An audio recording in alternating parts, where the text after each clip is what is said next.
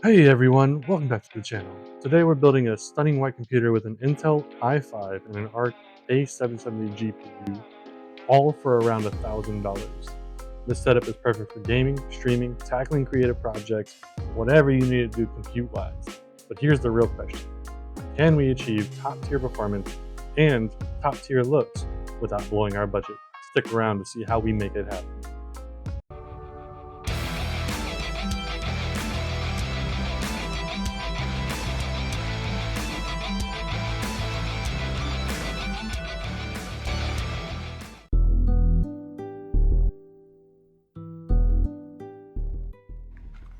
Alright, we're gonna do a build today.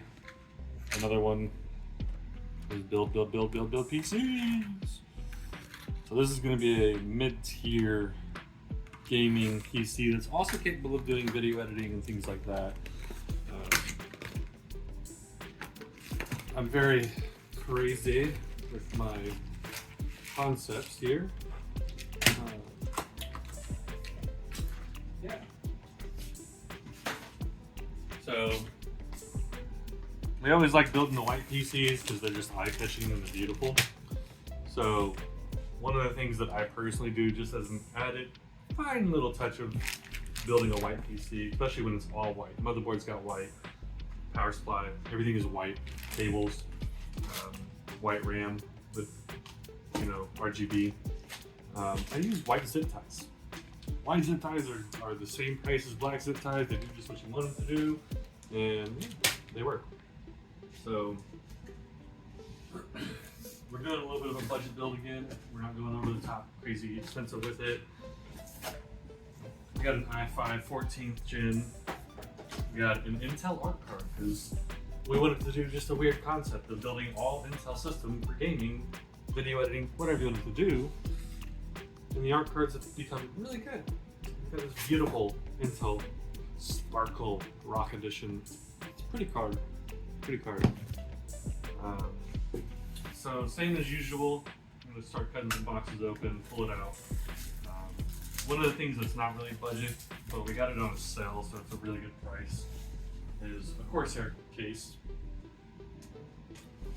Got ourselves a nice Corsair 2500 series case. A very oddly shaped and designed case, but it looks really good. So I'm gonna pull this out of the box. Corsair cases are fantastic to build in. Great airflow, great systems. But yeah, I'm gonna go ahead and flip this gigantic PC over. It's not your typical ATX system, it actually is an ATX.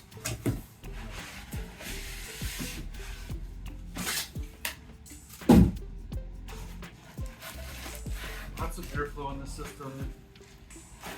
Very unique system. Corsair cases are fantastic, just expensive for what they are. You can find more budget-friendly cases. But we as a business know looks are a big part of it. It's gotta look pretty along with performance. Very awkwardly designed case, but it works.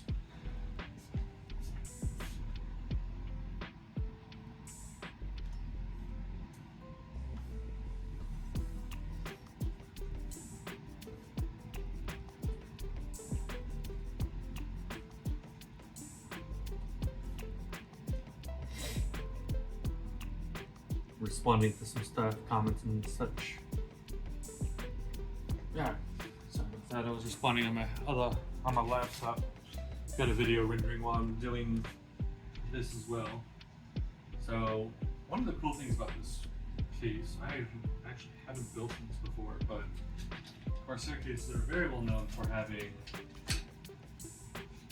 really well built cases. So nice big glass piece. Has your retaining pins. It's got nice tabs down here at the bottom for lining it up, hooking it up, not falling apart. Typically, their front panels, the top panels. So the top panel is a pop off. It's got push pins in the back, and then it's got the 3 tabs in the front, so you kind of pop the back up. Very nice mesh. It's not restrictive. I'm gonna try to zoom in without screwing everything up, but the mesh is kind of like a triangular shaped pattern. Let's see, does this one pop up, pop out? Maybe on the bottom? Yeah. So pop up, or pop out on the bottom and the top on the front intake. So lots of fans in this computer, lots of breathing. You got a 360 up top, 360 on the bottom if you want. 2 140s in the front, 2 120s on the back. Got plenty of airflow in this system. Plenty of airflow. We're not going that far out with it. We're going to use 369 fans, I think is what we're going with on this one.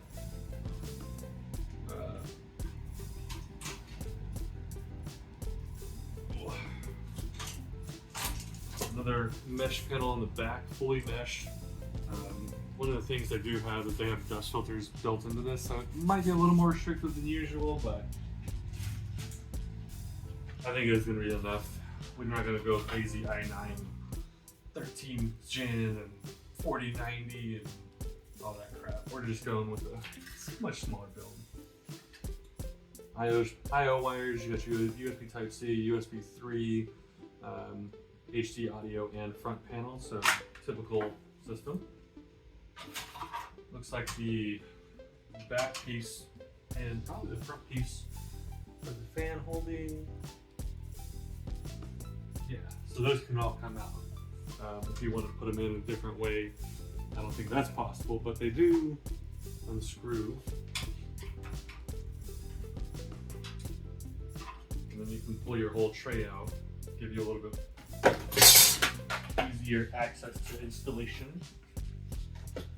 One thing that I'm going to do, I do it a lot just to keep track of my screws, is I pulled this out. I'm not going to be using this till later on.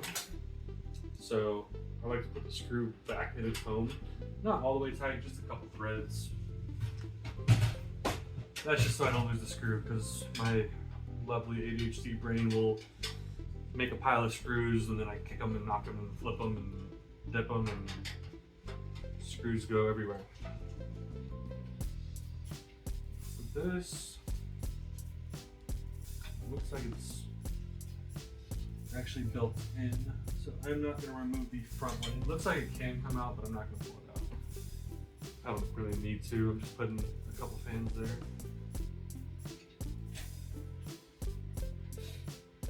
Should find a 360 cooler on that top. I don't know why we didn't do a 360.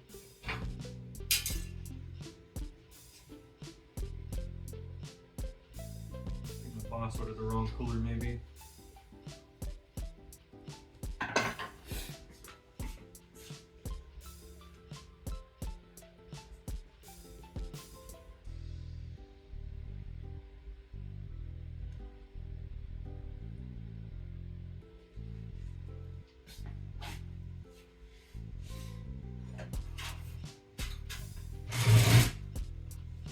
One of the things that a lot of people do like about Corsair cases in general is dust filters.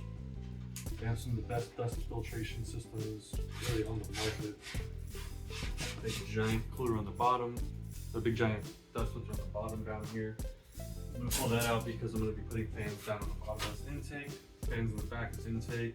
Probably an exhaust out of the top. And maybe I'm going to have fans in the front as well. So 2, 3, 4, 5, 6, 7, 8, 9. We got 3, 6, 7, 8, 9. I'm gonna have to have a little more stuff. I think we got 3 boxes of fans.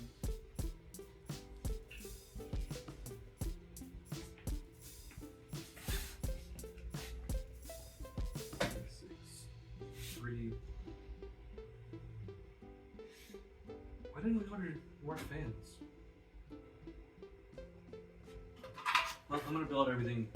Might leave the back fans off for the moment and then put them back in later on once we get the actual fans in. So I'll put everything else together. So, as usual, gonna take the motherboard, put that whole thing together. Motherboard, processor, RAM, M.2, which we haven't picked out yet.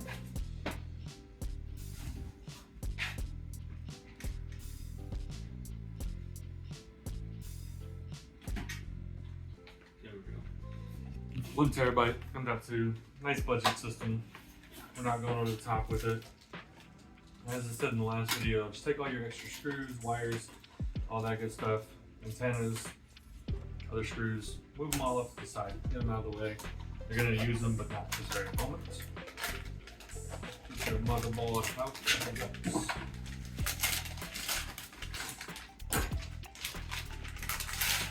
Motherboard.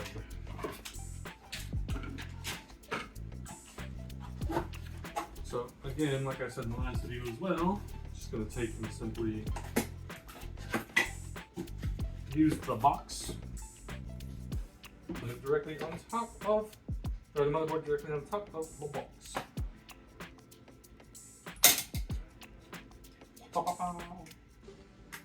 So I like to pull off this before I put the motherboard on, or the processor in. If you want, I'll zoom in on this, so I'll have a good video of that. Let me move this over here.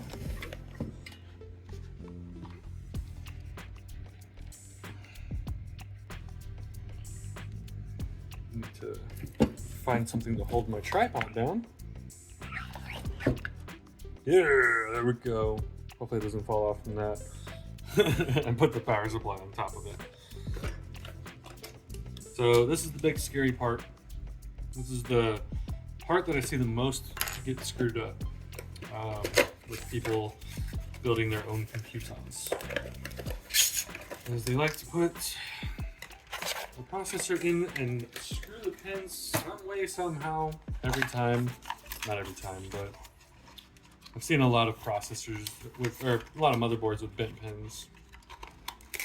So I'm going to show you how I do it. I'm sure somebody in the comments is going to ridicule me for, why did you put the processor in that way? This is how I do it, that's why. Take your processor, lovely, out of the box. Pop her open. Grab her out. Try not to touch the pins. I don't touch pins. Probably won't matter. Take your lettering, your numbers. Whoa, look, there's numbers and letters.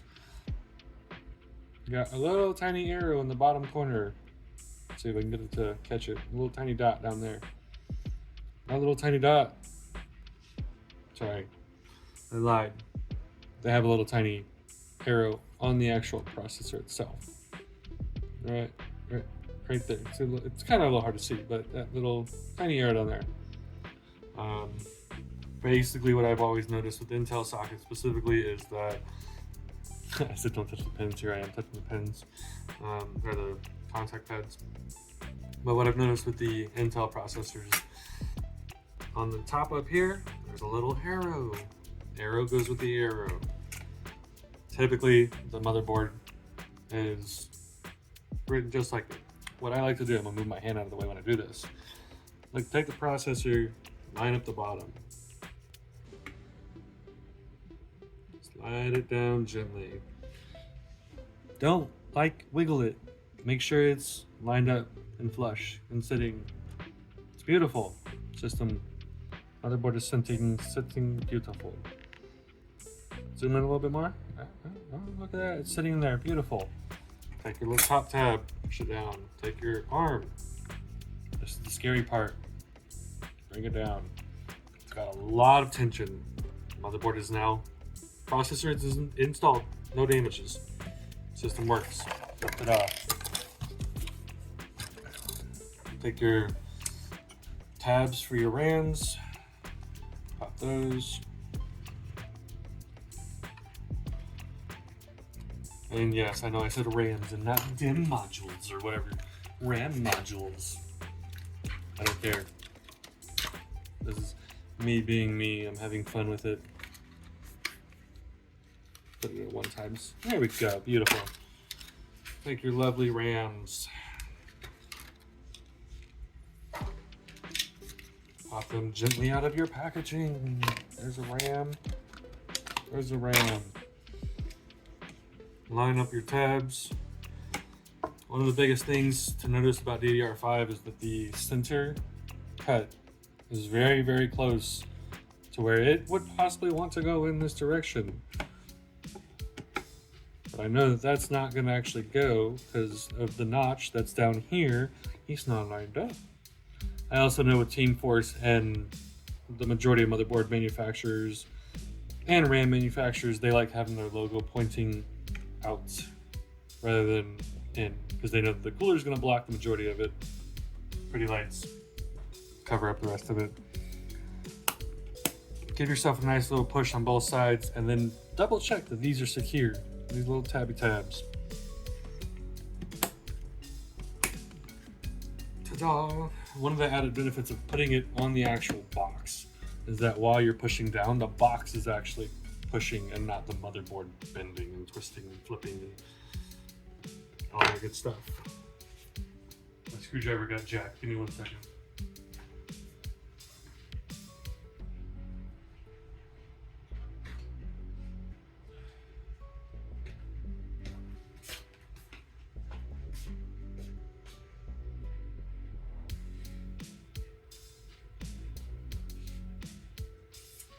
Alright. M.2 cover.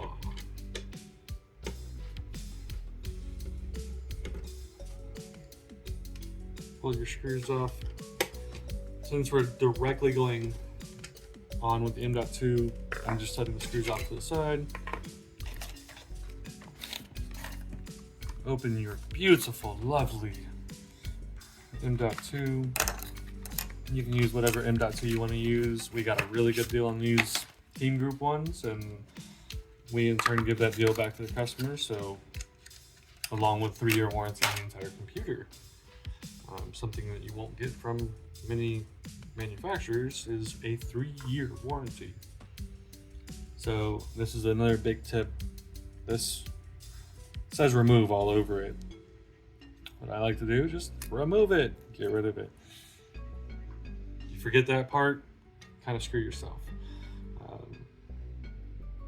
So on this specific board, the screw that goes into this hole actually holds down your M.2. So these are a little bit more of a challenge, but what I like to do is put this guy on here, line up your back screw, line up your front screw, get it lined up, add a little bit of pressure, make sure you hold that guy down, grab your screw, drop her in, lightly thread. You just want to get the thread started, not screwed all the way in. Get your back screw, line that one up. Make sure that you have everything lined up before you crank her down. These screws you don't have to go ham on. Just lightly tighten them up to where they're tight so that they don't wiggle out. You don't have to yeah, don't need all that. There you go. Motherboard is now built. It's ready to be installed into the actual case. Very simple system, beautiful. Ta-da. So, next step, let's put it into the chassis, case, tower. Boogie boogie bee.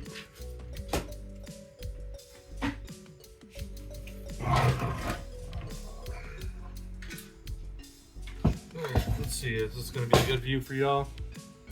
Kinda. Let y'all watch through the fan hole, how about that?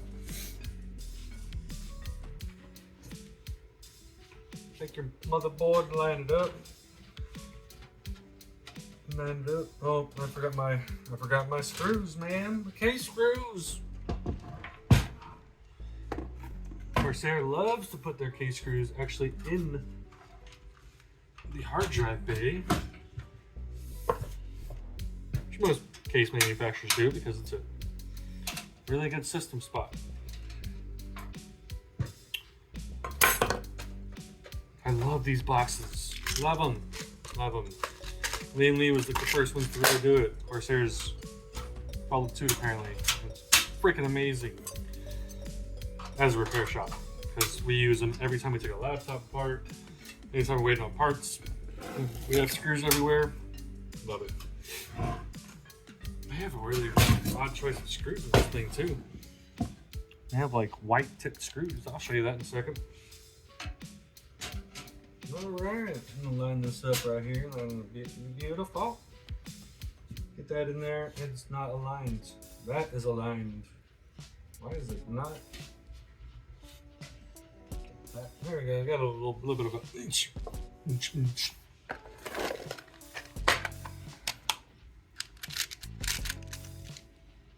What are these things for? I don't know what those go to. I gotta look at that up.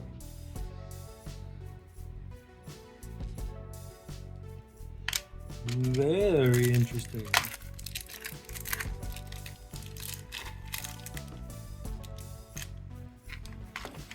I have a really weird selection of screws. I'm gonna assume these guys are the motherboard screws.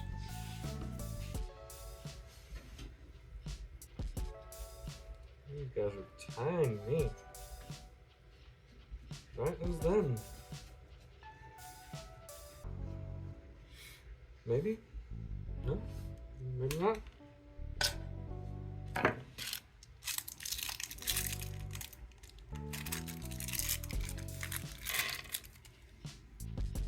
Gotta be those guys.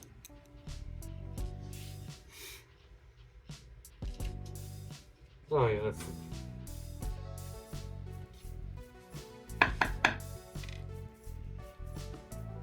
Now, one thing I learned from being a former mechanic: never leave a screw untight, because you'll forget it.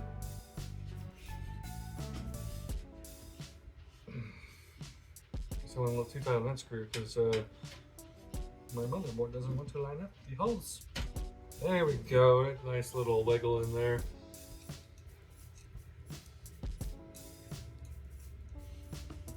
So I'm just lining up this screw. Once you have two screws lined up, the rest of them will always line up because the motherboards are built like that. Unless you're using some super cheap Chinese motherboard and cheap Chinese case that doesn't have good lineups.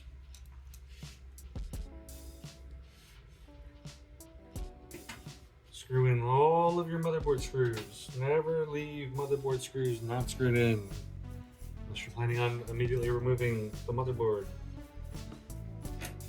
All of the motherboard screws.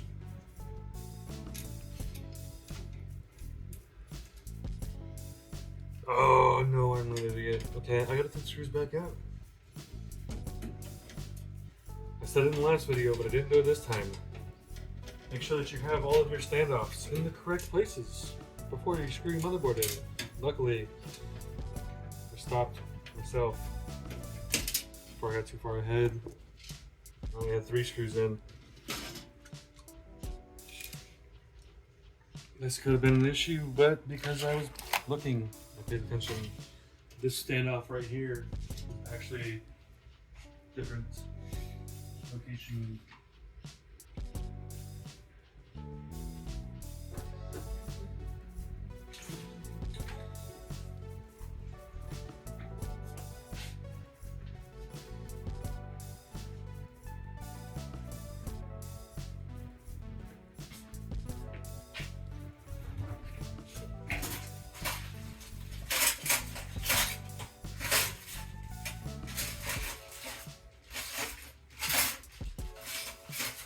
You hear me digging around the ADHD tools trying to find this screw remover.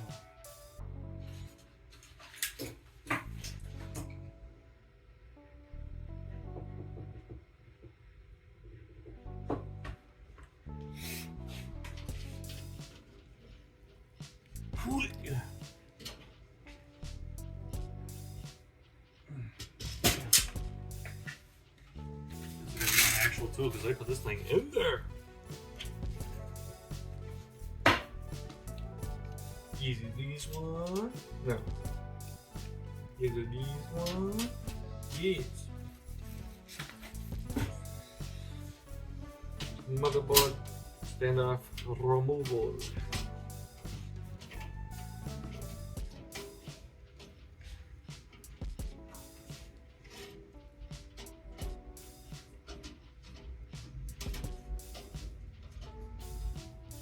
Motherboard screw is now in the right homes. I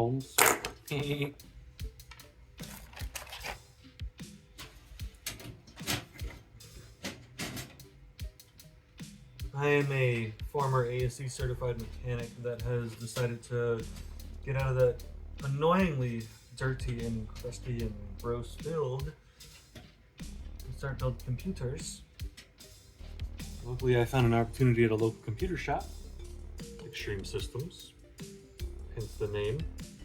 And yeah, now I'm here, building these lovely computers. It's great because my boss lets me kind of have some creative freedoms and kind of go a little crazy with my builds. I'm designing and building stuff for not only these YouTube videos, but for our customers that we haven't acquired yet. That IO shield is kind of fighting me a little bit in the back. RF shield, whatever. Screw the motherboard screws into the holes.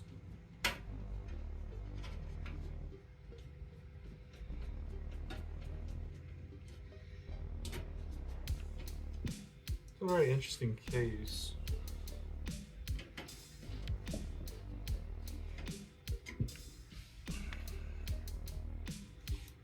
There's a lot of fan slots available in this case.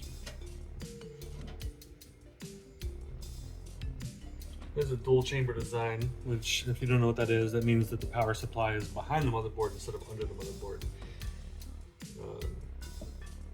That gives you just a little bit of a cleaner look. And I'll give you some tips when building in dual chambers on this video so you have that.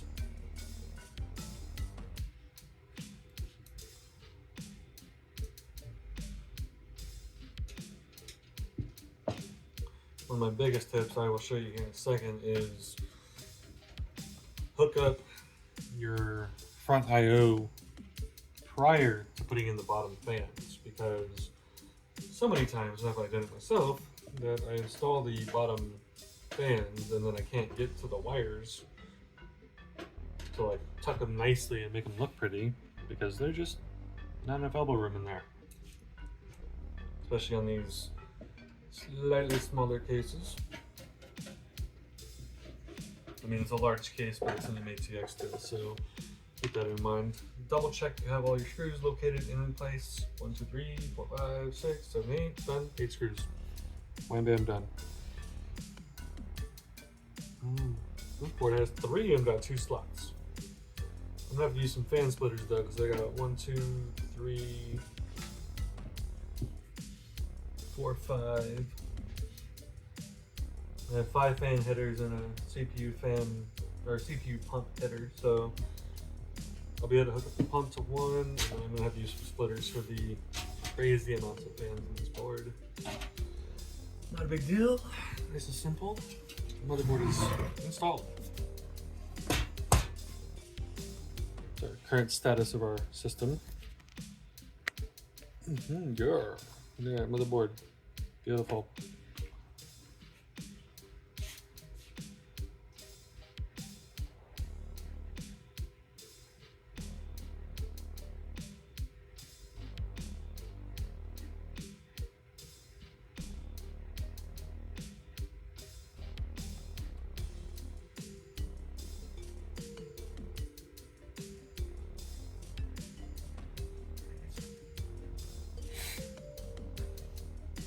So, like I was saying previously, I like taking and installing my front I/O wires on dual chamber boxes like this first, before installing any fans, running any wires to the fans, or any of that. This is kind of tangled up. It's kind of weird. 1 minute. Continue recording. Phone call was a scam call. So the 2 main ones that you're going to need around the bottom are going to be your front panel, and which is your power switch, reset switch, HD lights, that kind of thing. And then you're gonna have your HD audio. I like to run those 2 prior to installing any fans, for the simple fact that sometimes those fans will get in the way. So all I'm doing is I'm just inserting those wires down into the holes through the bottom of the chassis into the front of the chassis. Take your wire, kind of wiggle it while you get putting it back in there. Line it up, give it a nice little, oh, it's not lined up. Line it up, give it a nice little squishy push on there. Give your wire on the back side a little tug, get your wires nice and tight. Doesn't have to be like, but you know, tight enough that it's tucked. Take your front panel, run that wire, same thing, line her up, not on the clear CMOS, but on the actual freaking front panel. So the board kind of flexed a little bit when I was installing that one. I don't like when that happened, so from the back side of the case, I actually just held the board, kind of gave it a pinch squeeze. You can install your USB Type-C and USB 3 at this point if you would like to. I'm not going to go through the motherboard like this. I'm actually going to go through the actual holes that are made for it. Mainly because the wires are all white. Having the white wires is not going to be, you know, an eyesore. I think Corsair should have put the cable covers here.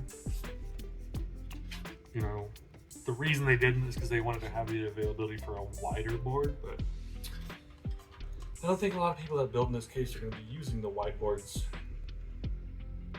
So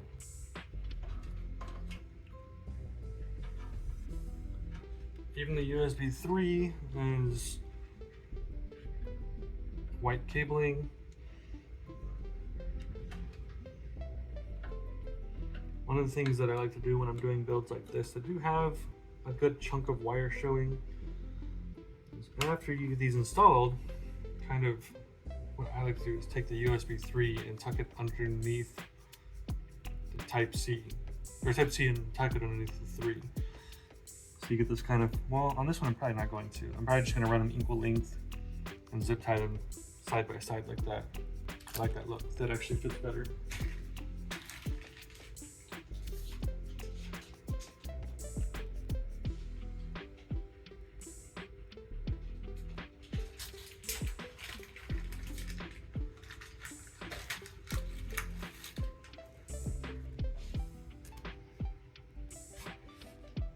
So I'm going to zip tie this on the inside here.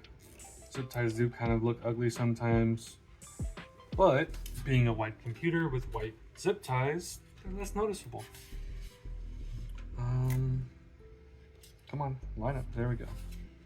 Line it up, zip tie it, clip it in. I use these nice Amazon budget-friendly snippers.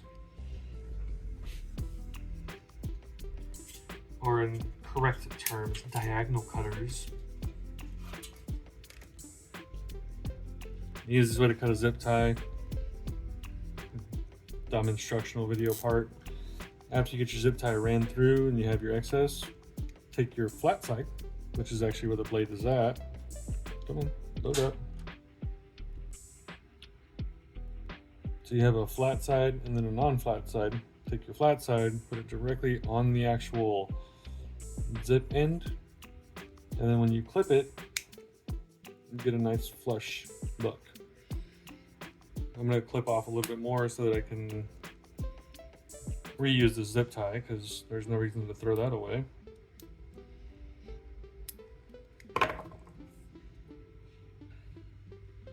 Just beware, doing it that way will give you extremely flush cuts. So if you ever need to remove the zip tie, kind of a pain.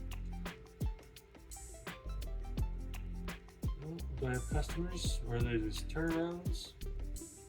Looks like I might have some customers pulling up.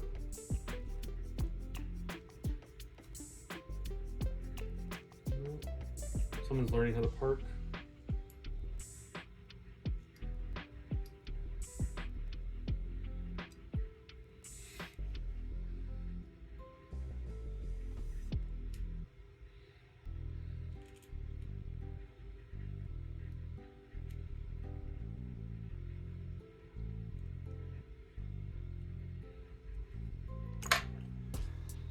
Alright. I don't know if they're coming in or not. So yeah, I just like to do that. I like to pull it nice and snug, but not where it's actually pulling on the actual headers on the motherboard. I need to get one of those little turntables. Come around the back side. This is where you can be a little bit more aggressive with the wires. So to make it look the prettiest, I like to immediately take the zip ties, or the pieces on the that come out of the actual case, and bring those and just immediately snug them down on a zip tie point. So I have a tie point right there below, through the side of the motherboard. I'm gonna run a zip tie through that. Grab my whole crazy bundle of wires, lightly zip it, line these up how I want them lined up so that it looks fantastic and pushed out of the way. Make sure that the inside of the case is good. I don't like where my my Type-C wire is at currently, so I'm gonna push that up a little bit.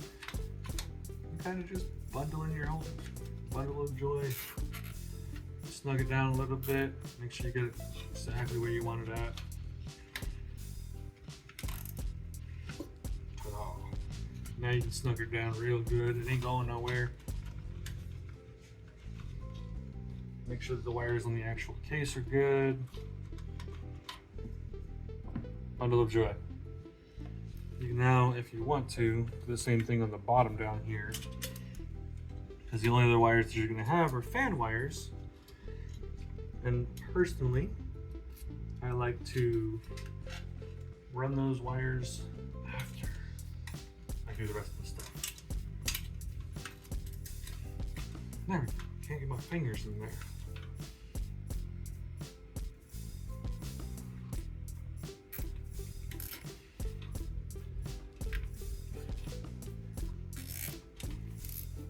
Alright, nice little bundle of wires. Tucked away nicely. Clipper zips.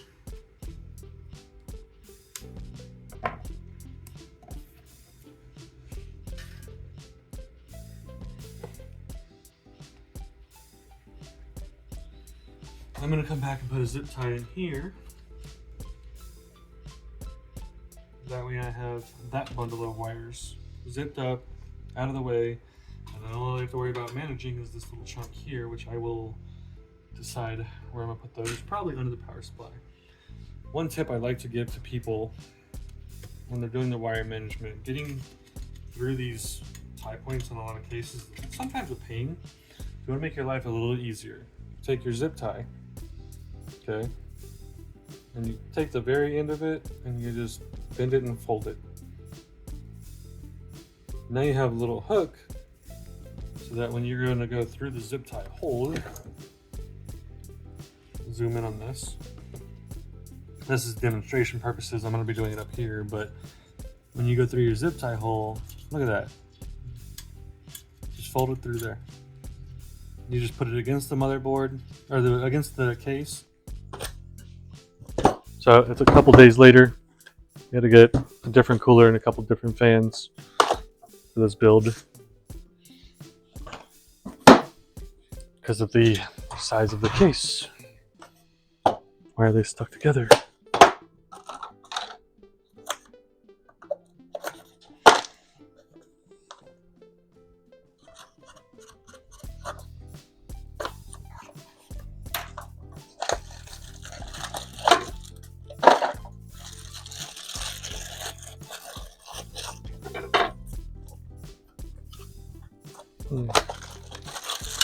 One thing I didn't plan for was how I'm going to wire that.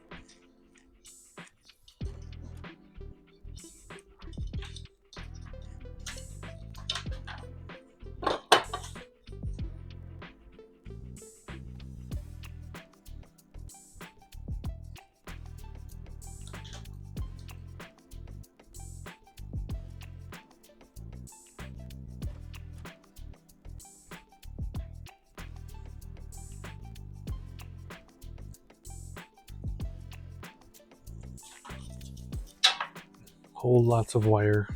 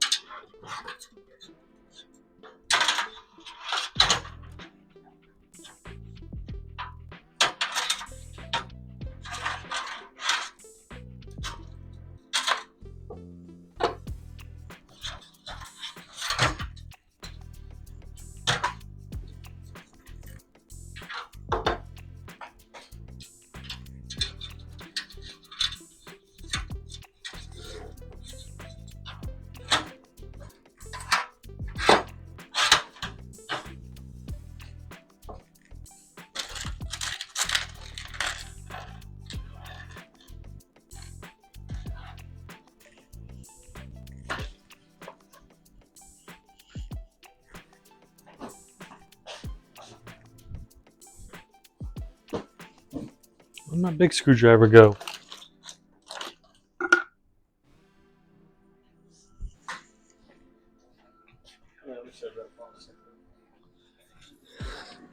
No, that's not mine.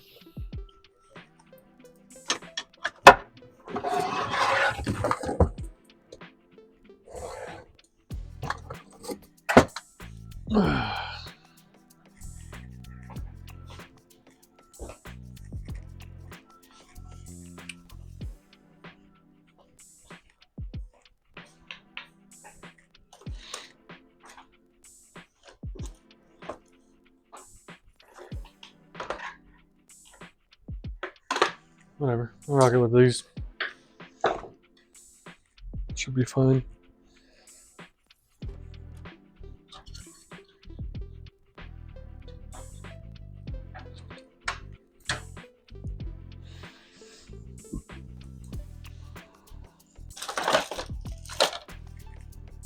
It's right there.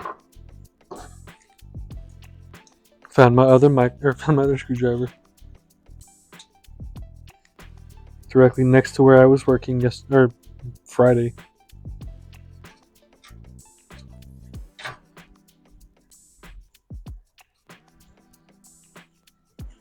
And the fancy Corsair fan screws.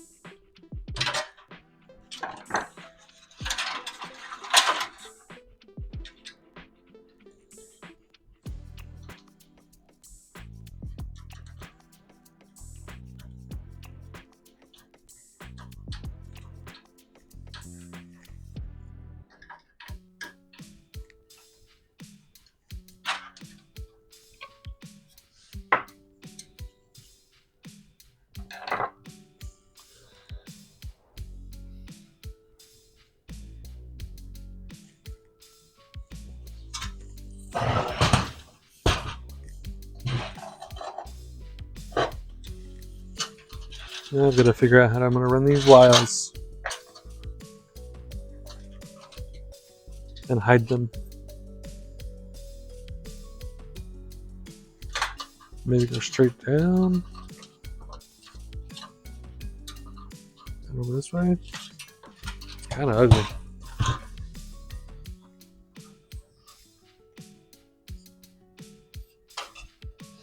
Oh, I can put them up there. That'd be a smart way to do it.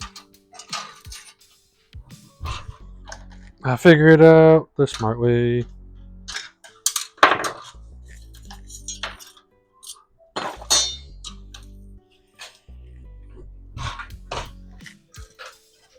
All these wires up here.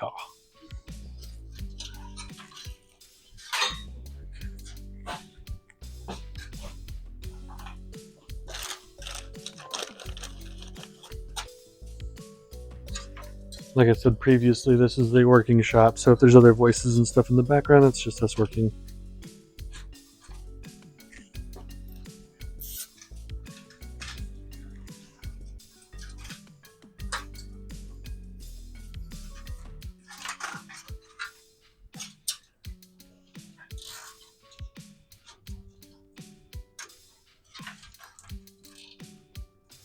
We don't have a fancy studio to record in.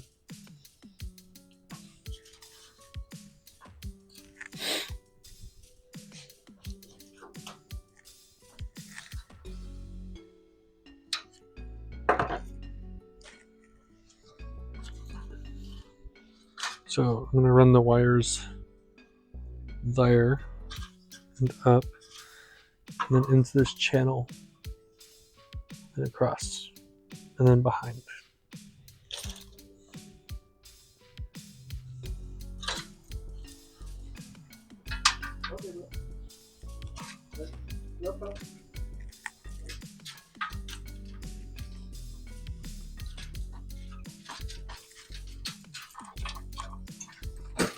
So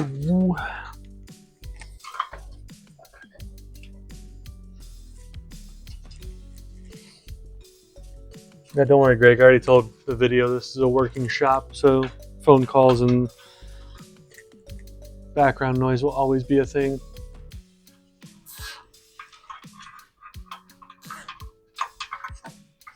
But at least we have lapel mics now.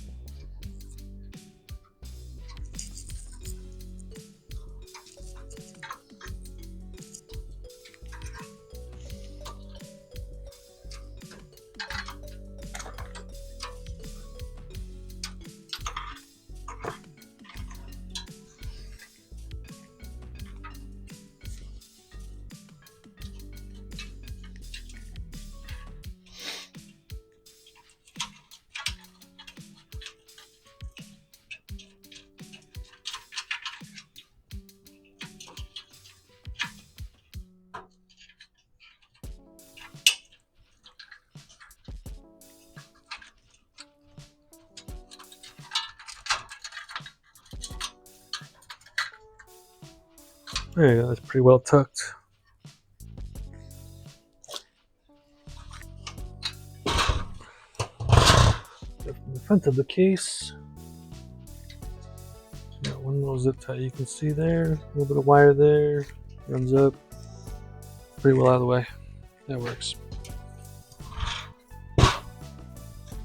Something cool I noticed is that you can actually put this further up if you want to.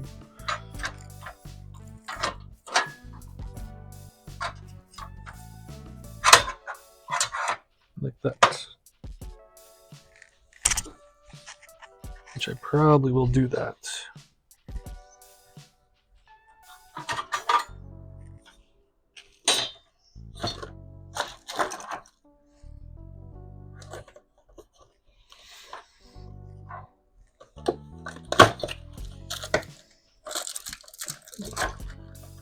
Lots and lots of fans.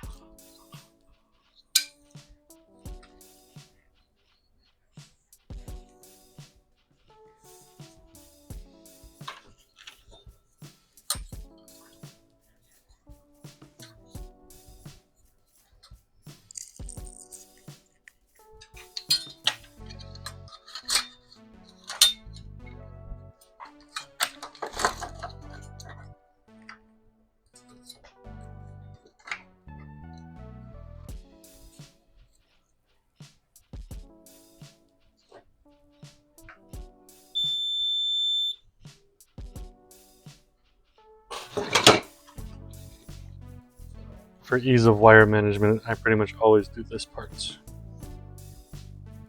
Right at the fans. Zip tie them, the cables together. All of the cables, one big bundle.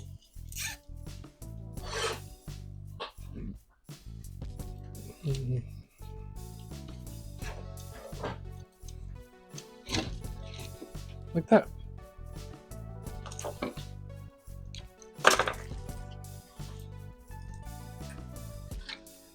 Run your wires where you're going to run them and gently tuck them away.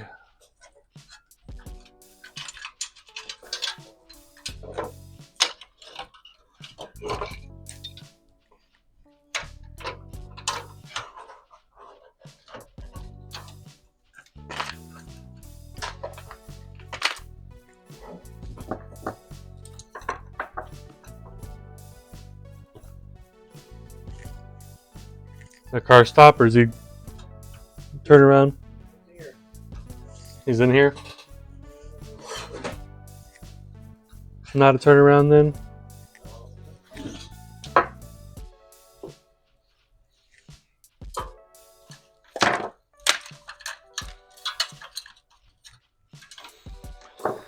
All right.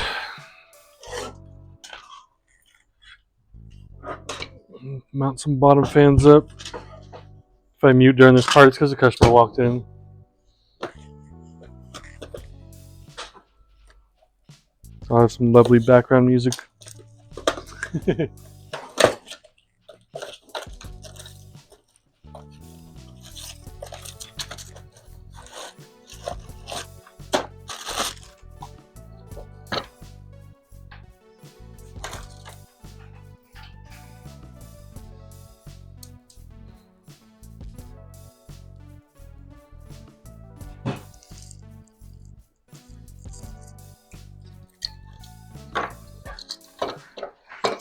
Stupid bread ties.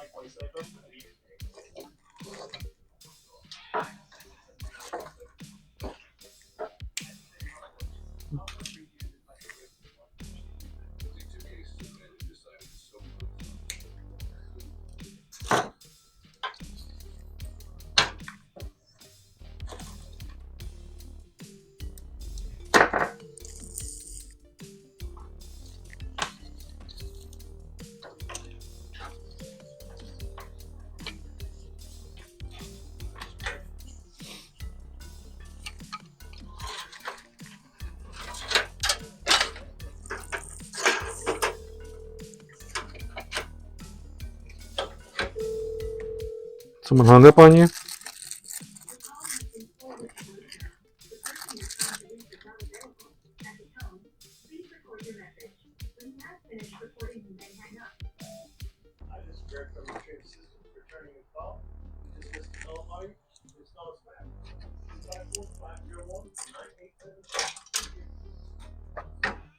Probably some scam call. We've been getting a lot of those.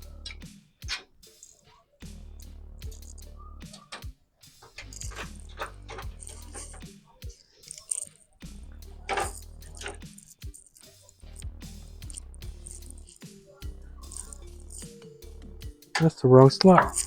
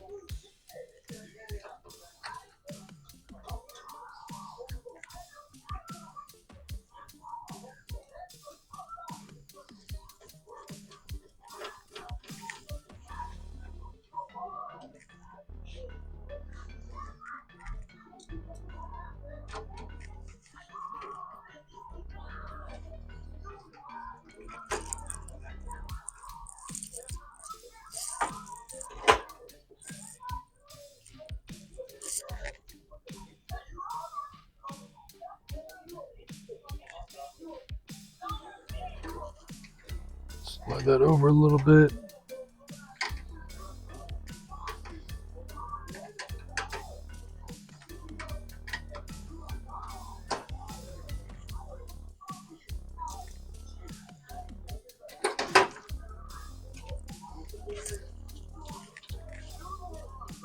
I'm going to just loosely mount these up, see if I can get them lined up how I want them.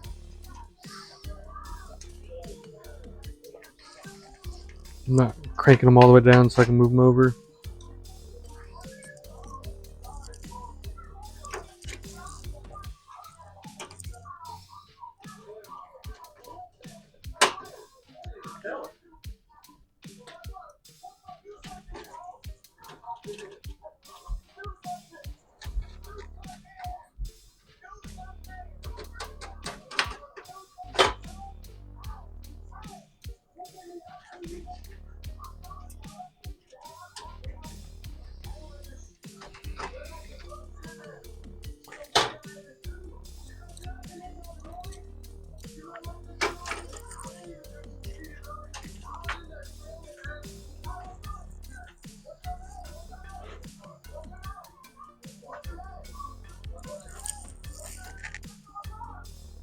I like that spot.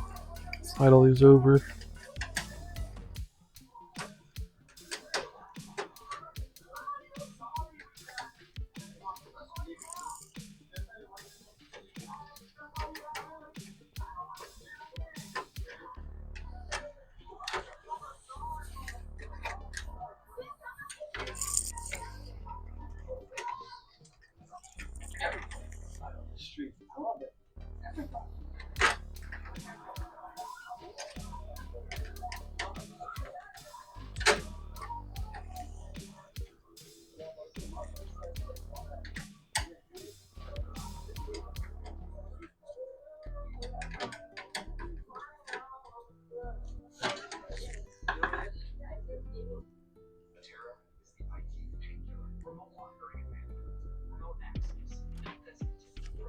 Not something I planned for. It's using RGB controller.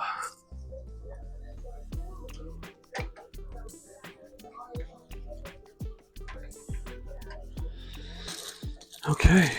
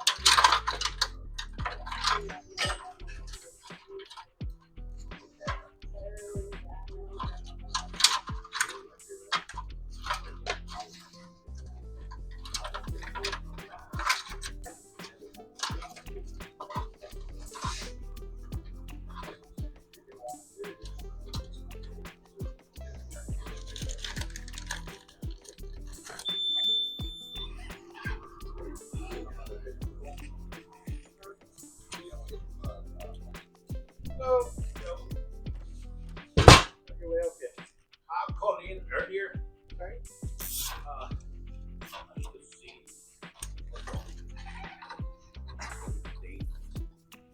Oh yeah. The light went out. Why?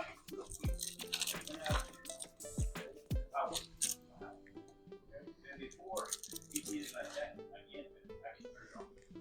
Now he shows that battery's low. Oh, cool. I do have 3 RGB addressable headers, which works out good because I can do 1, 2, 3, 4, 1, 2, 3 on this one, and then 3 plus the cooler on this other one. That works out fantastic. I don't need an RGB splitter.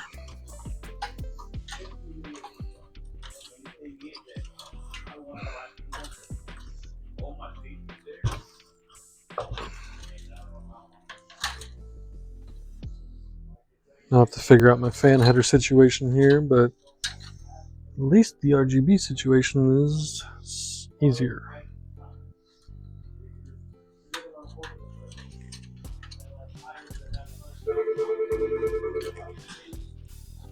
Nope, I almost knocked my phone over there. Alright, so at this point I can separate RGB and PWMs.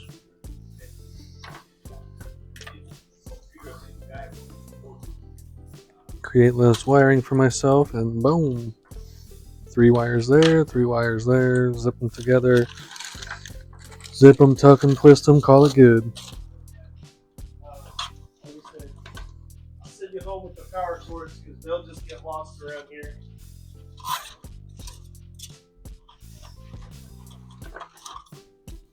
Yes, sir, we build them. I don't use it much. It's not like you know that. Our base build starts at 750. 750. This is a 3-year warranty and something modern enough to get you 3+ years.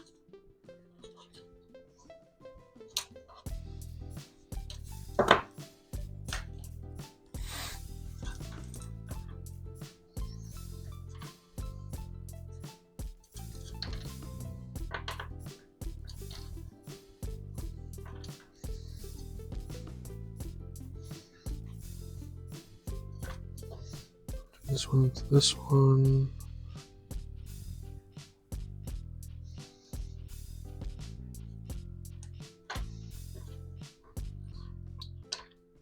That one to that one.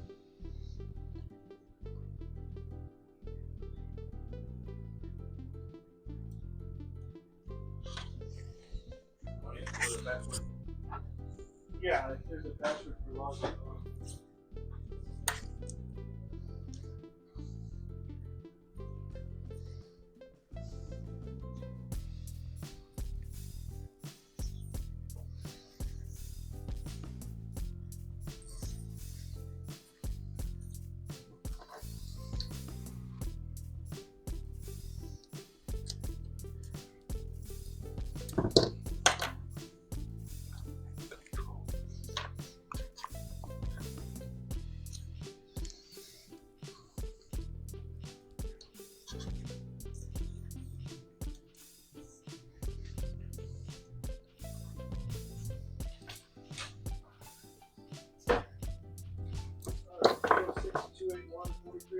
Yeah, that's not Jeff.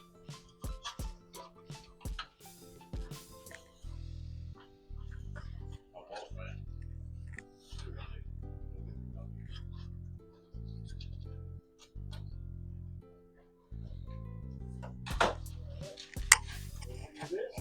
We'll get it on the bench and give you a call. I should have some answers for you by tomorrow. Okay, thank you, man. Thank you.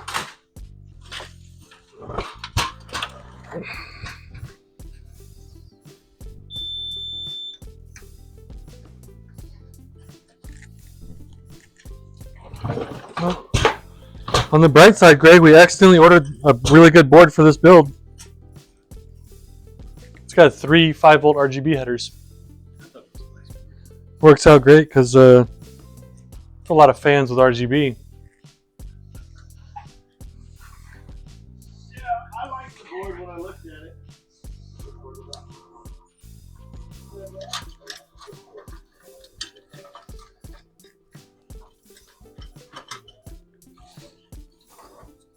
This piece of artwork here, Bob Ross would say it's a happy accident.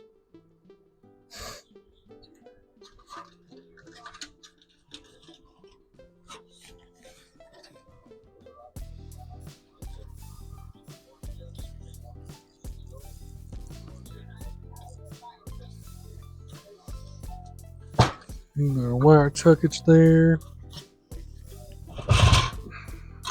My bottom fans.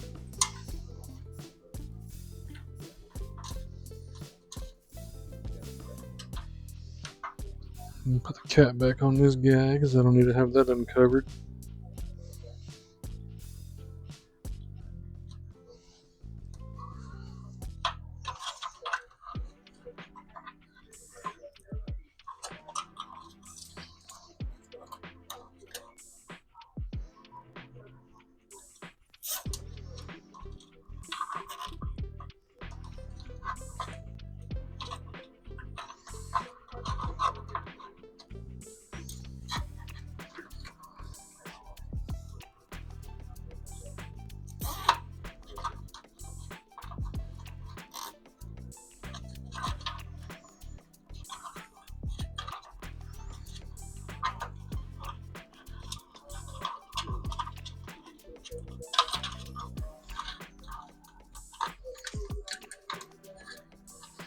Kind of neatly tucking the wires.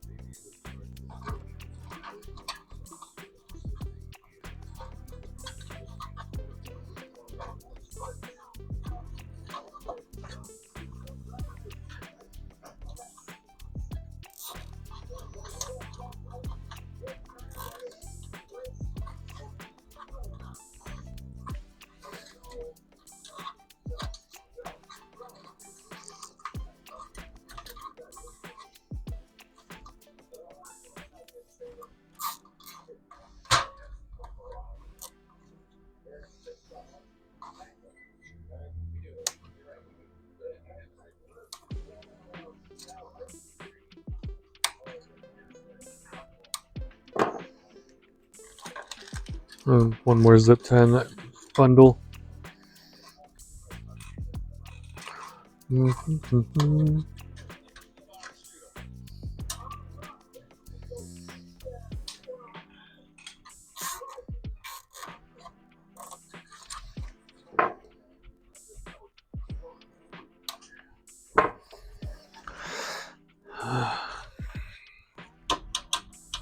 Nicely bundled. Try to do these two and this fan together.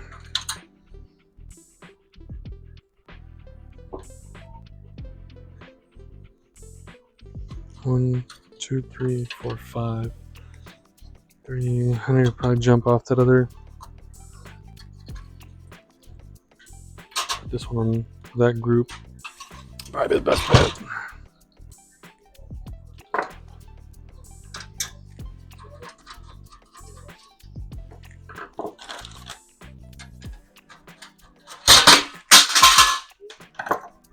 Good thing it's just a drive bay. Wasn't expecting them to go yeet though.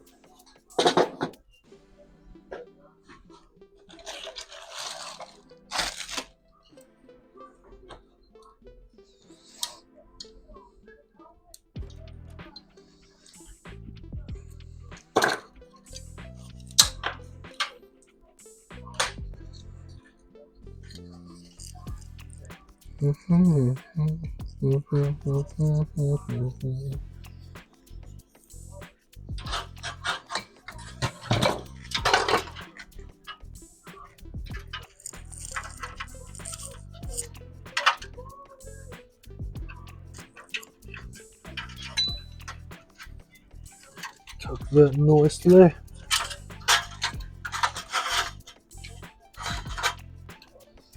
I think vertical wiring seems good. Need the pretty screws.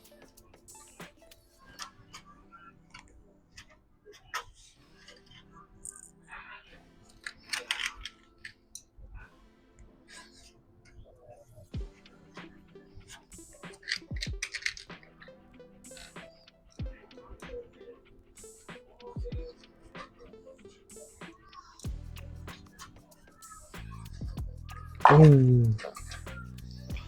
Just gonna run those straight down and tie them into that.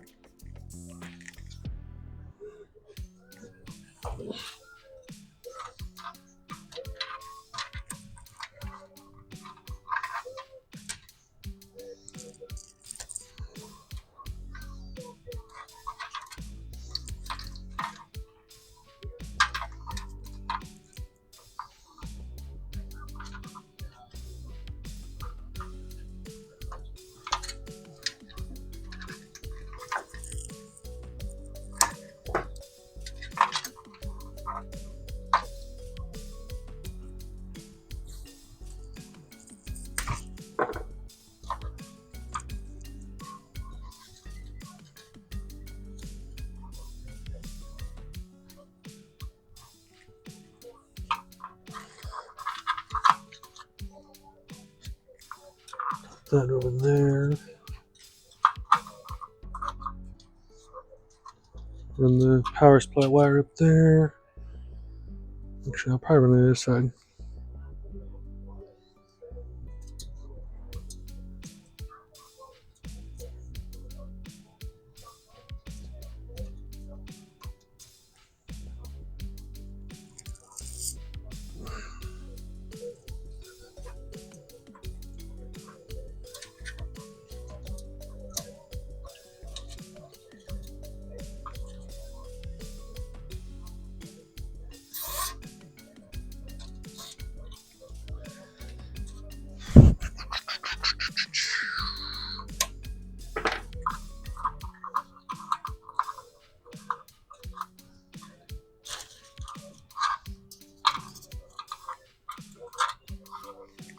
So to not overload, I've got 4 fans RGB, 4 fans PWM on one header.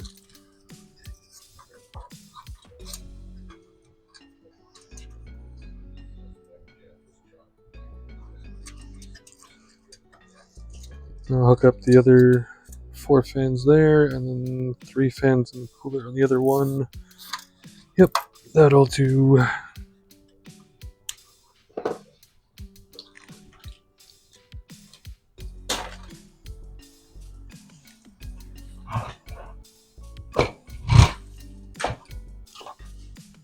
Dummy. Dummy, dummy, dummy.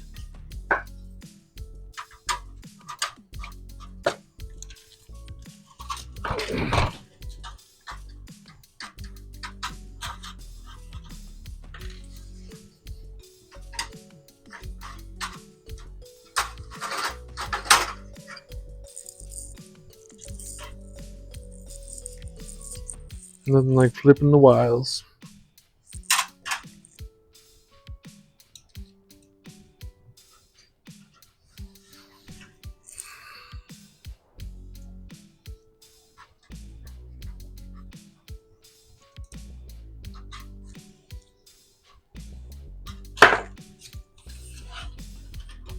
Intake, intake, intake, exhaust, exhaust. Positive air pressure. Before I put the cooler in, I'm going to run these wires to here and probably that one. No. Probably run the PWM down here and the wires up there for the RGB. This top one, PWM RGB water pump header there.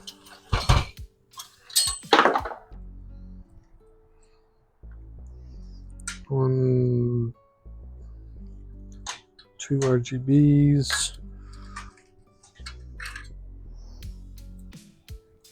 3, 4.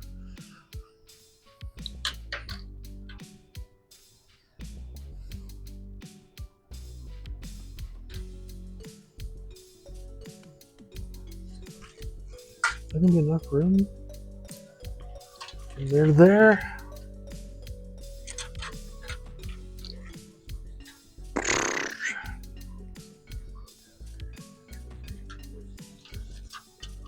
That one reach? No. So I'm going to use these ones for that.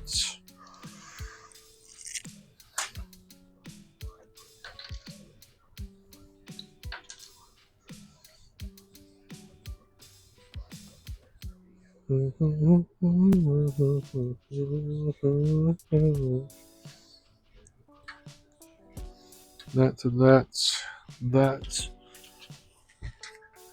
Inside, down, around.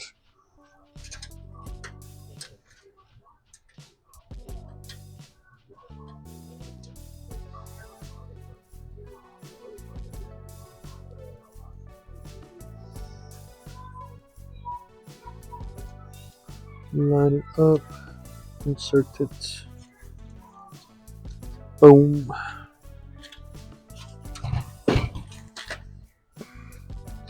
Wrap some electrical tape on those and call it good.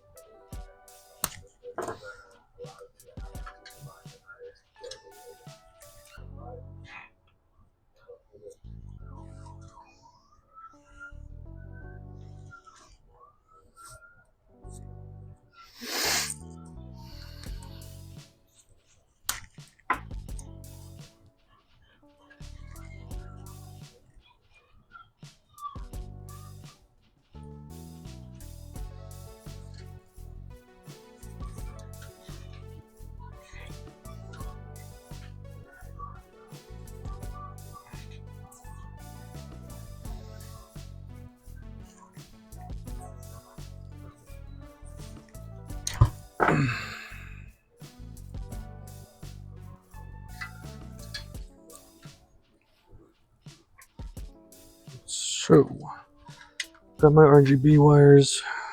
Tuck those out of the way and zip them tight in a minute. Untangle them a little bit.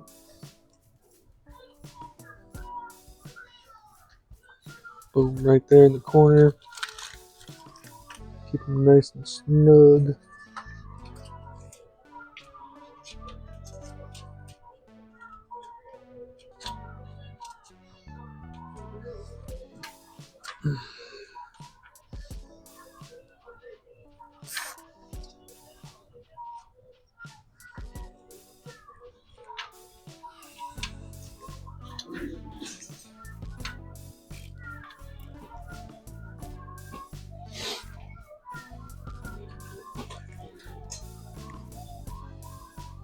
Throw this wire out of the way.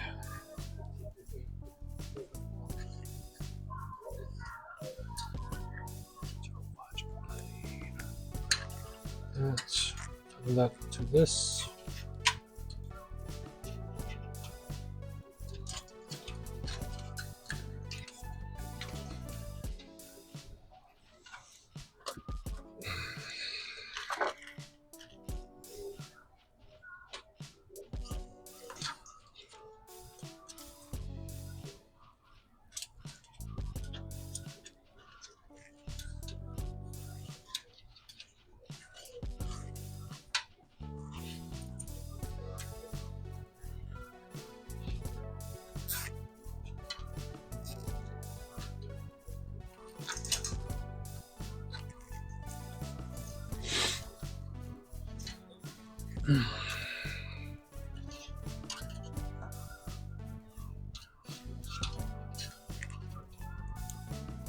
Should be able to tuck that wire down there.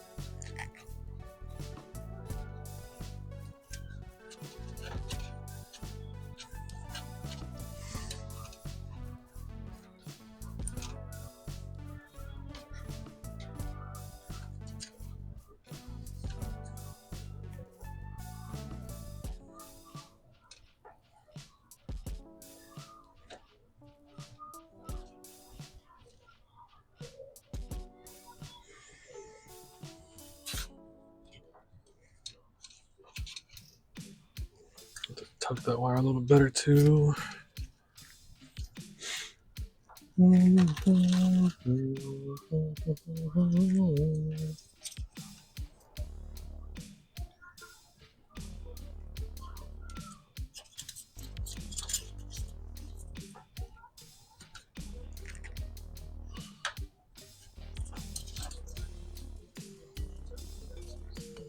Use my diagonal cutters as a pair of tweezers here.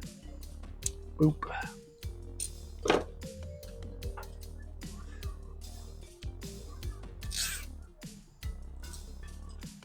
Bundle up the wires a little bit better. Still doesn't look what I would normally want it to look like, but should keep moving forward.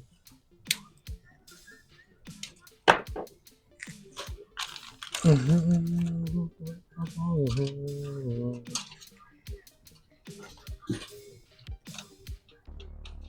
a fan header right there. Boom. 4 fans on that header. 4 fans on that RGB. Most of this wire is going to be covered by the 24 pin anyways.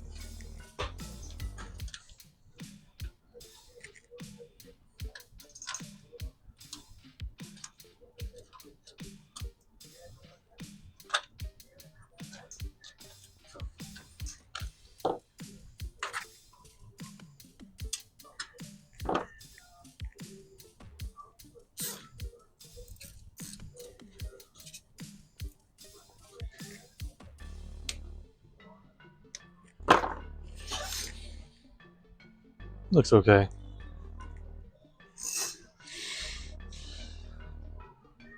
Let's put the power supply in. 24 pin will go right there. It'll cover all that up, or most of it.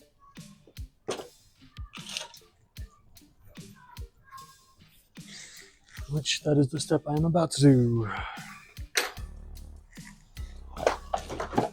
Power supply.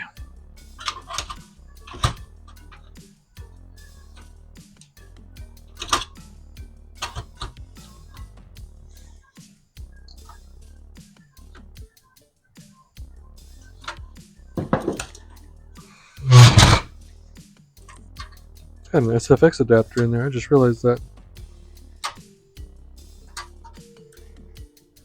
No SFX power supplies. Regular size.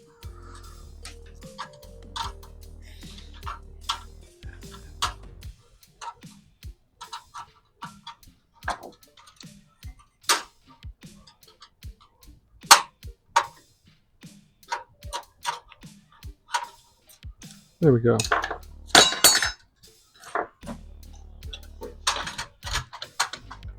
Yes, another shade of white.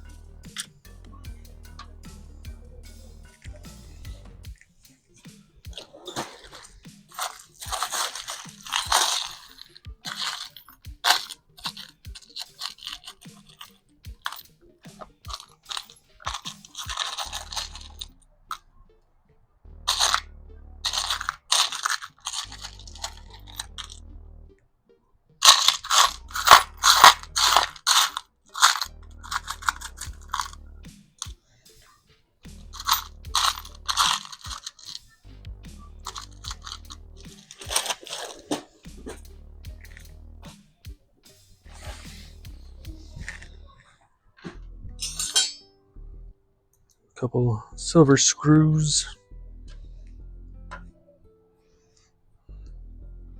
Pop one in there to make sure it stays. Pop another one in there too.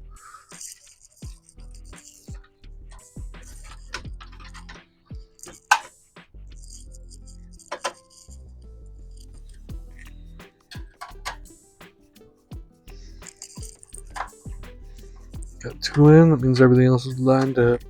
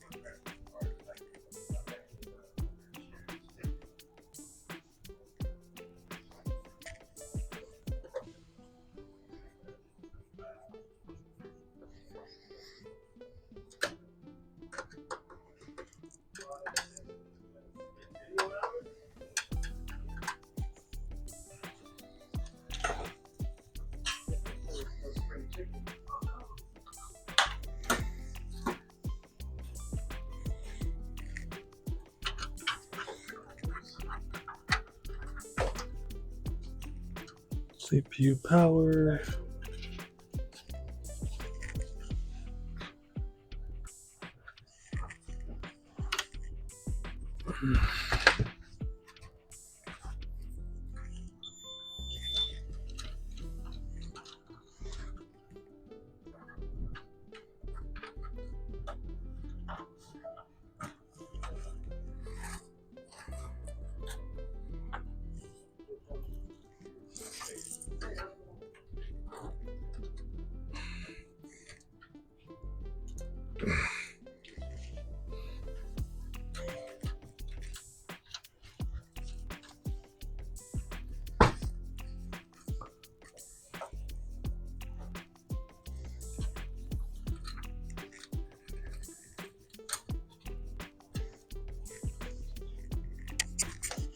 Power of each other.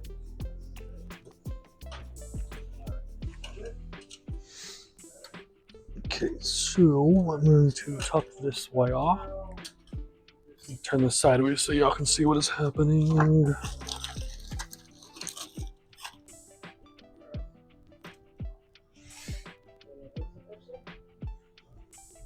Alright.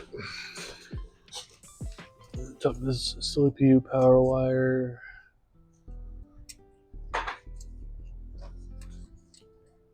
The case tip is what really confuses me. I think she let it run down without freaked out. We'll figure it out. We always do. It was real weird because it was columns.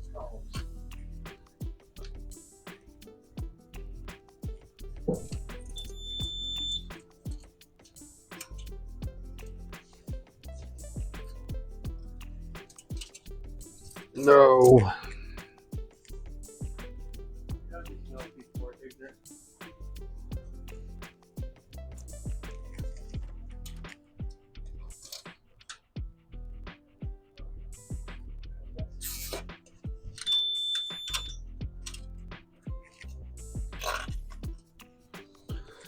Alright, so I'm basically just running this CPU power wire across the top. I'm trying to keep it a little bit quiet on the talking because I'm trying to get this thing just taken care of.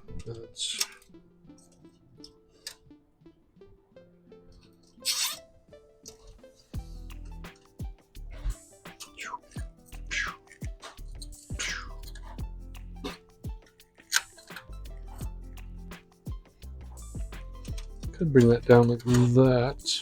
Actually, that's probably going to do that.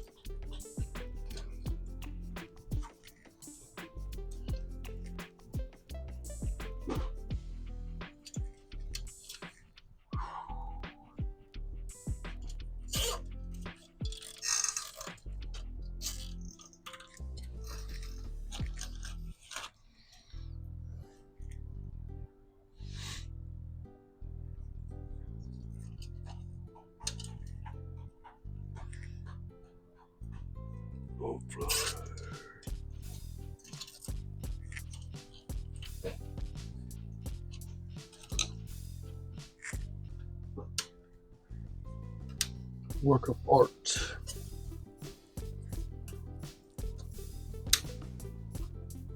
Snip, snip, snip, snip, snip.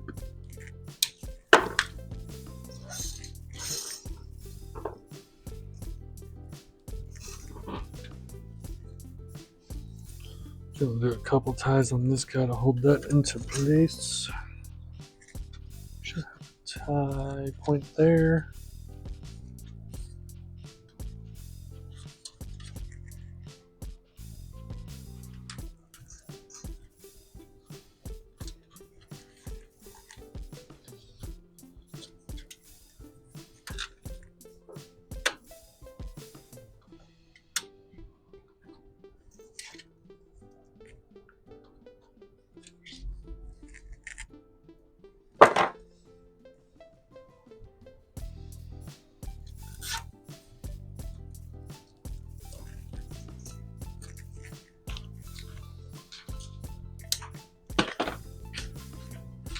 Tuck the wires, man.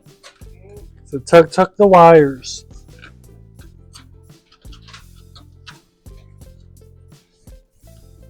Gotta hide them all.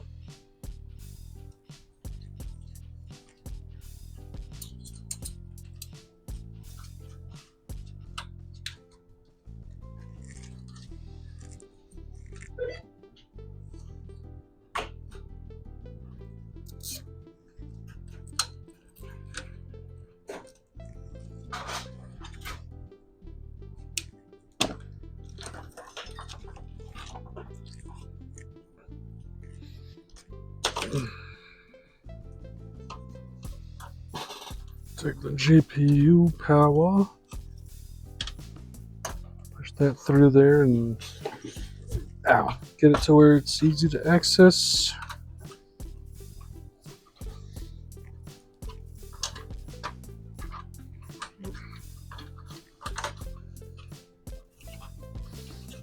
Just get that where it's easily accessed. Rotate this wire so it's straighter. This wire is going to be excess that I'm going to just tuck in the bottom. I'll remove it actually. No need for it. PCIe wire.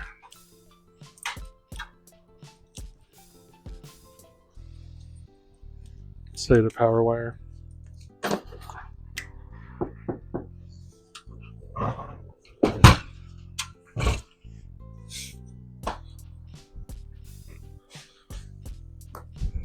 Time for the cooler.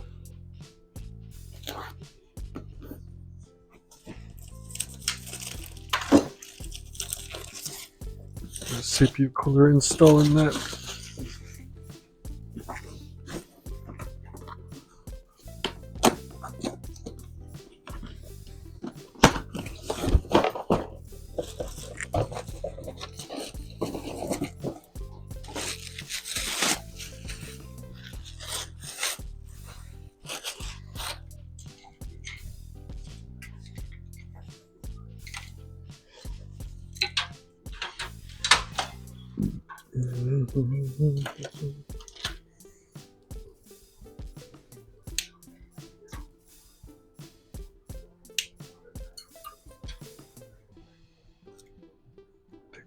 Just to throw it away.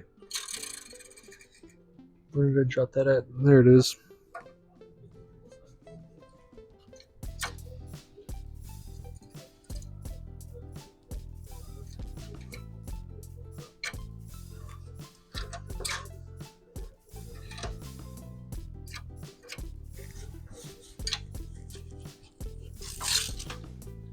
Stupid bread ties.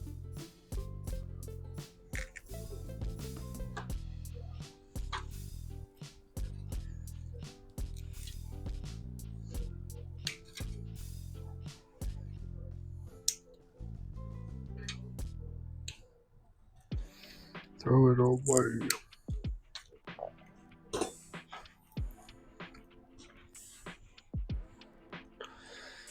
First thing, a step due on all these.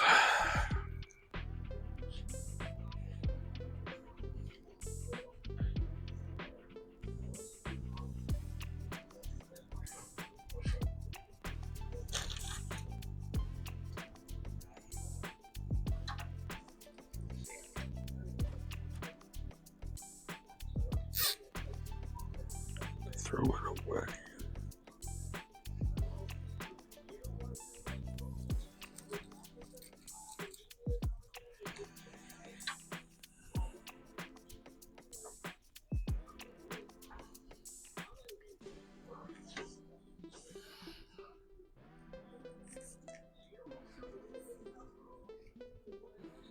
Throw it away.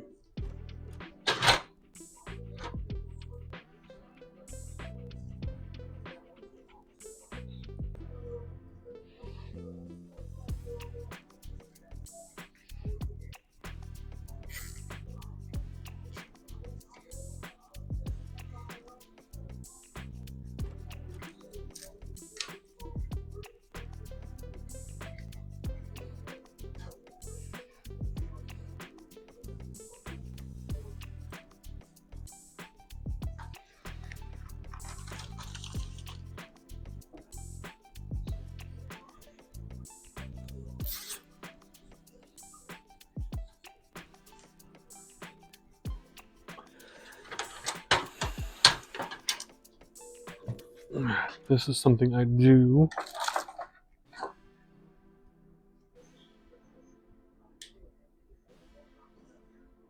Zoom in real big there. I'll run the wires like that. Nice and tight. Then I'll actually pull that down. And that gives it that.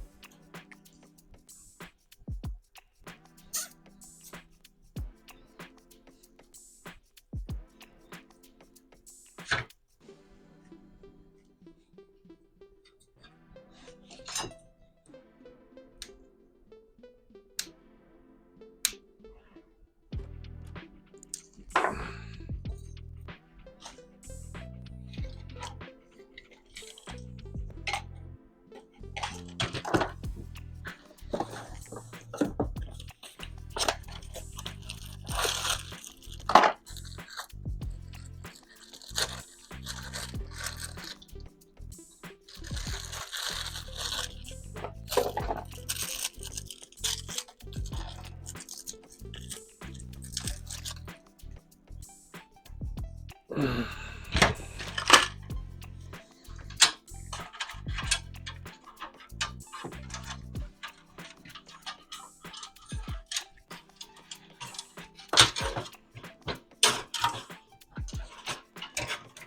took a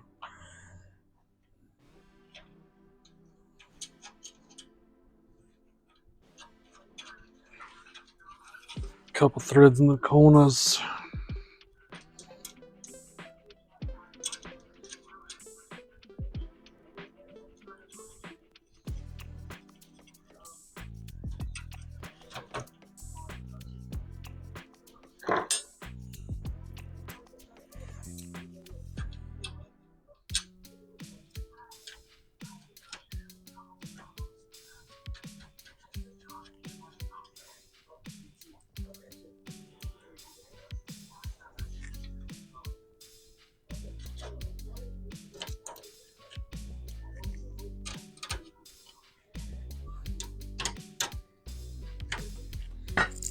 Tighten with the four corners, got your fans.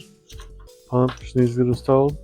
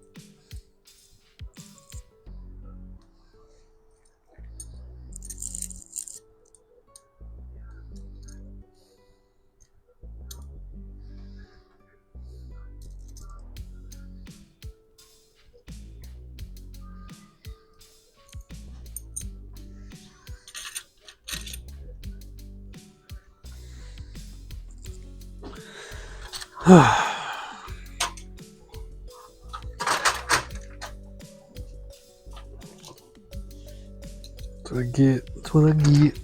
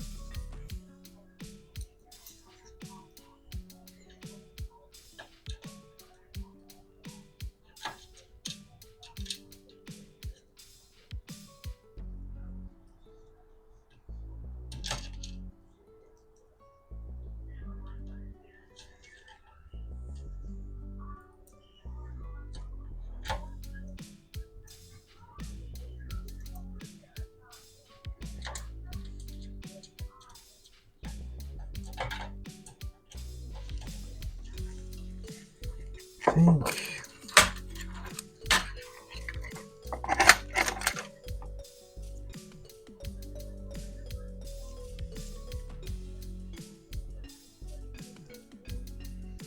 Let me take the wires up above.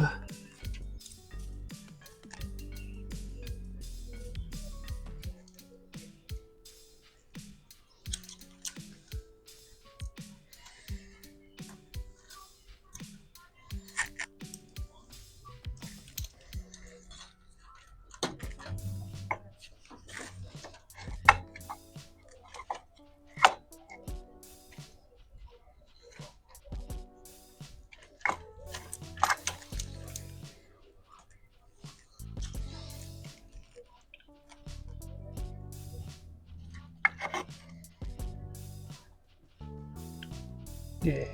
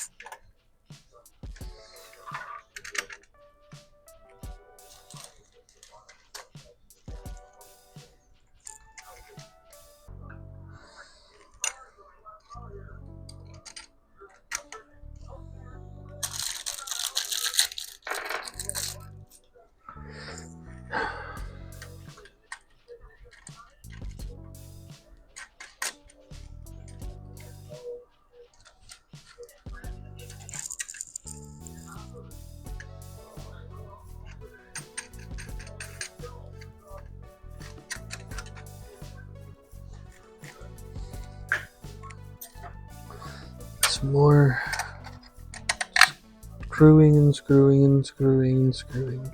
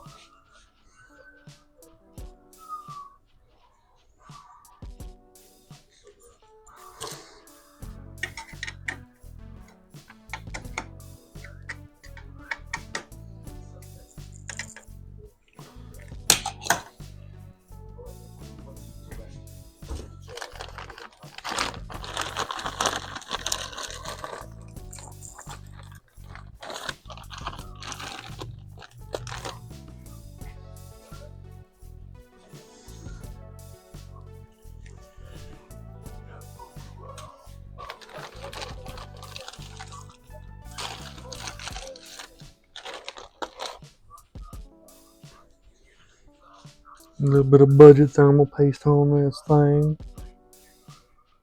I mean, after all, it is an i5 with a 360 cooler. Smear method.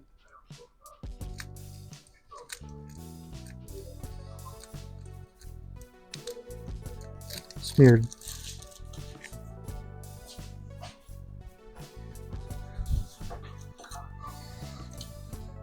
Make sure you always remove that. Otherwise, not gonna work.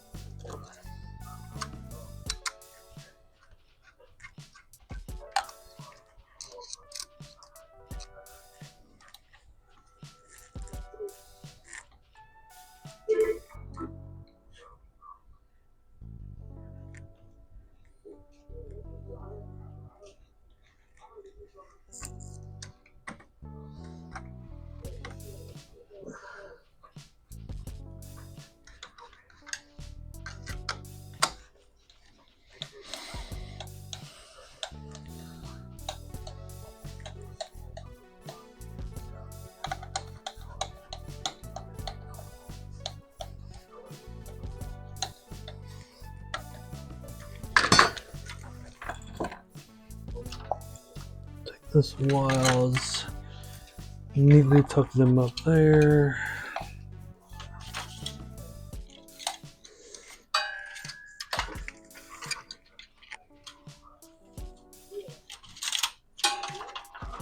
And those wires out the back. Snug them up so that they're not binding on anything.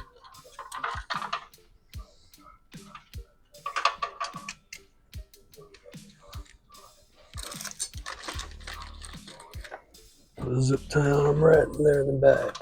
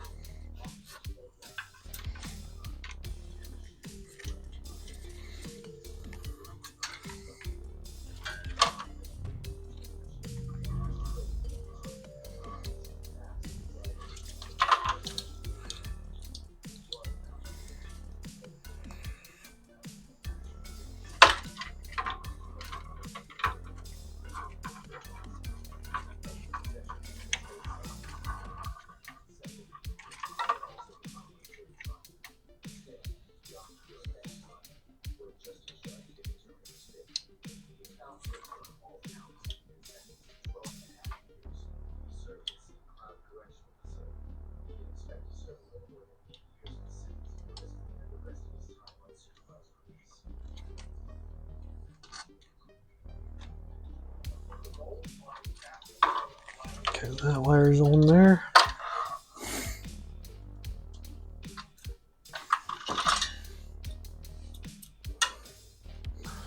Water pump fan, wire.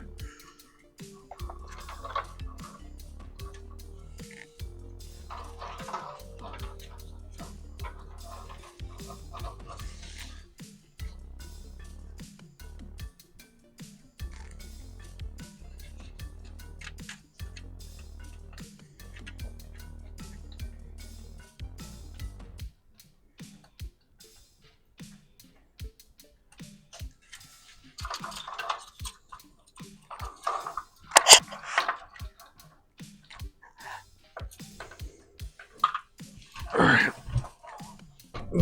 Put this guy around.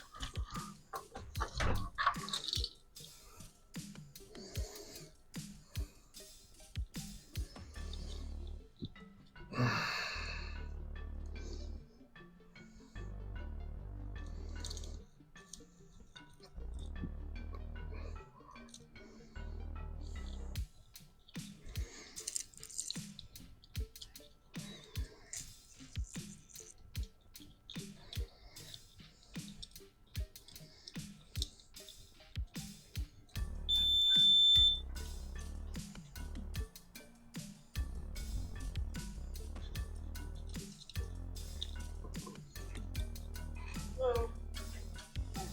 How can we help you?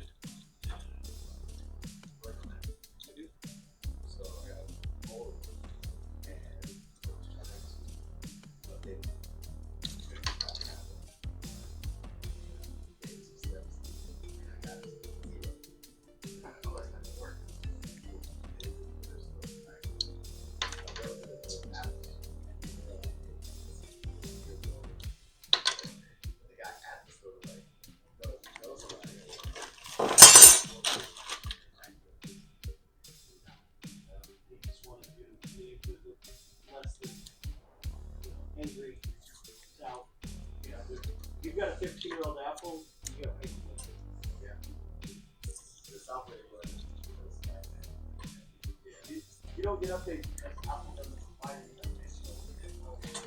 It's not anything magical or has anything to do with people's talent or skill level or tools or anything. It's everything to do with what Apple has given them resources. They don't want 15-year-old Apple products sitting in lines doing just as good as anything else. Otherwise, they're going to sell it. They want you to buy a new Apple. Yeah, against the phone. The phones slow down, the phone's artificially, even if your phone battery's fine, the phone just gets worse at producing phone stuff. Forced obsolescence or obsolescence. Very much a Apple thing.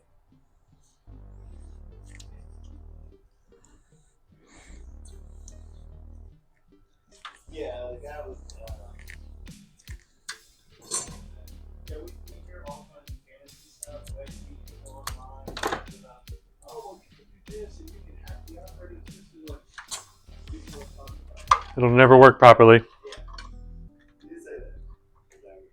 You upgraded that. How does that run at Apple 11? Yeah. It's the equivalency of I equate the car mechanic universe, an engine that does not belong in your car. Sure, we can make it work. Is anything going to be, warranted or anything? You're not gonna have AC. You're not gonna have. There's no circus plan for that. It's like it's a science project. Yeah, it's like well, good luck with that. None of us want to own that.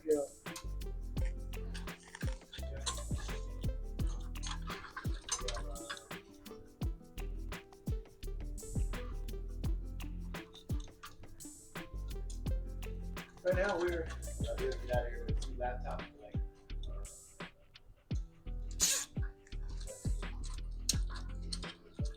yes.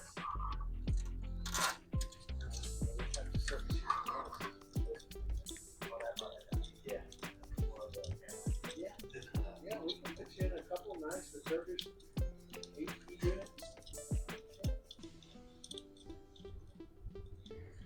Absolutely. I will confidently say. And they'll even upgrade to the latest, greatest OS that Microsoft has available.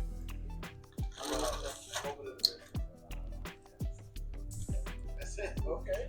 Yeah, get you started, get you rolling. I always tell everybody, start with cheap equipment, and then as you make some money, you go, okay, now I need some tax write-offs. I can get through a nicer battery, faster computers. But make money first. Yeah, that's probably not the best financial stuff. It's like anything starting out. When you get started, it takes money. When I first started, I had 2 iPhones and some tablecloths, and I made some furniture stuff.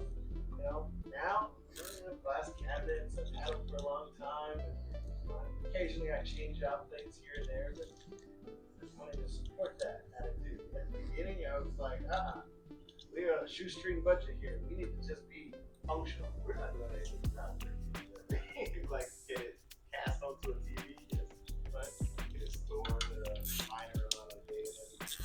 Sure. Absolutely. So yeah, I'll bring up. Put you in a couple, like I said, we put you in a couple laptops that that budget. We do that all the time.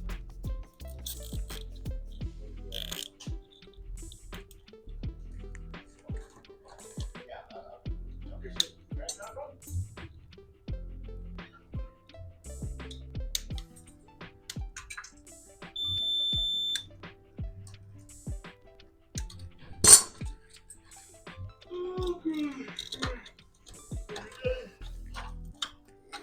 Good old Max enforcing obsolescence. I just love how people think they're going to last forever. Buy yourself a Dell or an HP, it'll last a hell of a lot longer. Any Windows computer. It's funny how they think they're going to get away with 10 years plus.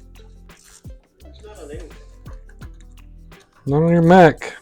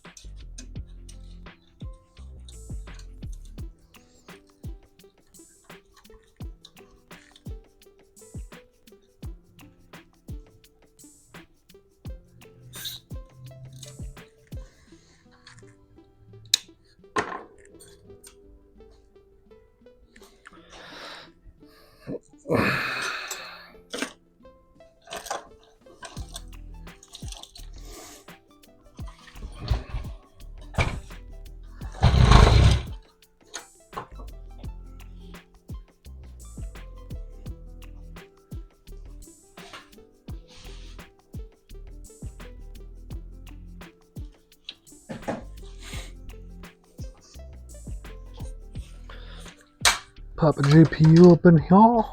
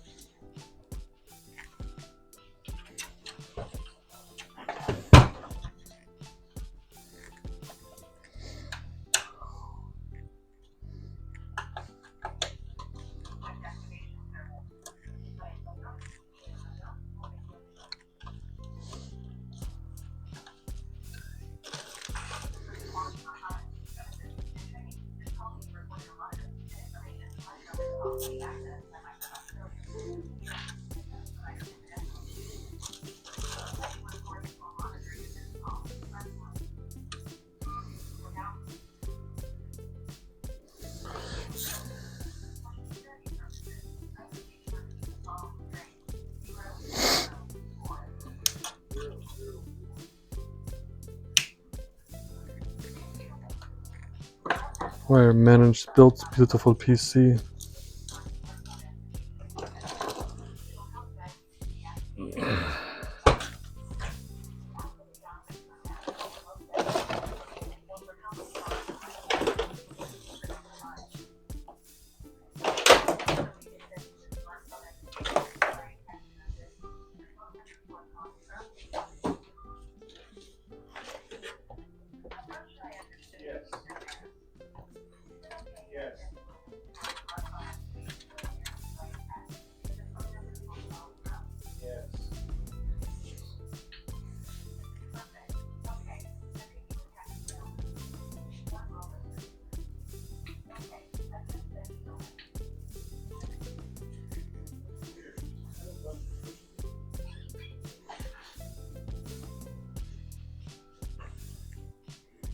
Holy crap, that's bright.